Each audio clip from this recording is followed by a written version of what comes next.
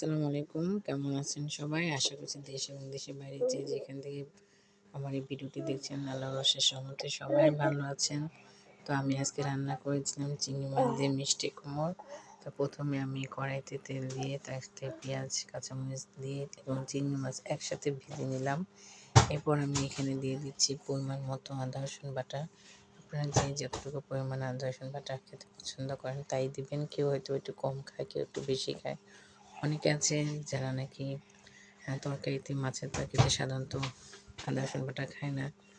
তো আমি এখানে একটু এখন অ্যাড করে দেবো বাকি মশলাগুলো।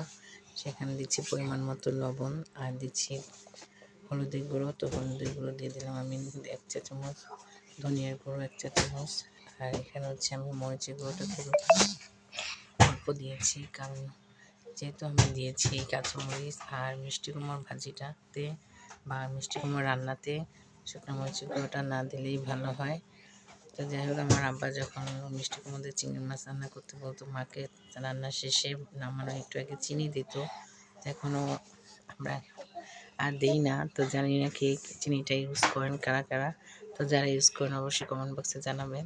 তো আমি মাছটা ভালো মতো, মশলাটা ভালো মতো কষিয়ে এখানে মিষ্টি কুমড়োগুলো দিয়ে দিলাম। দিয়ে এখন ভালো মতো নেড়ে চেড়ে নিচ্ছি।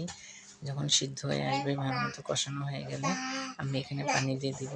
এই যে মিষ্টি কুমড়োগুলো অনেকটাই সিদ্ধ হয়ে এসেছে আর খুব ভালো কষানো হয়েছে। আর এখন আমি এখানে পানি এড করে দিব। তো মিষ্টি কুমড়ো তো অল্পতেই সিদ্ধ হয়ে যায়, তাই পানির পরিমাণটা একটু কম দিব। তো এখন আমি পানি দিয়ে দিয়েছি। এই পানি দেওয়ার পর একটু নেড়ে চেড়ে দিচ্ছি। খুব অল্প পানি দিয়েছি, বেশি পানি দিইনি। তো ভালো মতো নেড়ে চেড়ে নিচ্ছি। এই যে মিষ্টি কুমড়ো রান্নাটা আমার প্রায় হয়ে গেছে। তো আমার আজকের রেসিপিটা আপনাদের কার কাছে কেমন লাগলো অবশ্যই কমেন্ট বক্সে জানাবেন।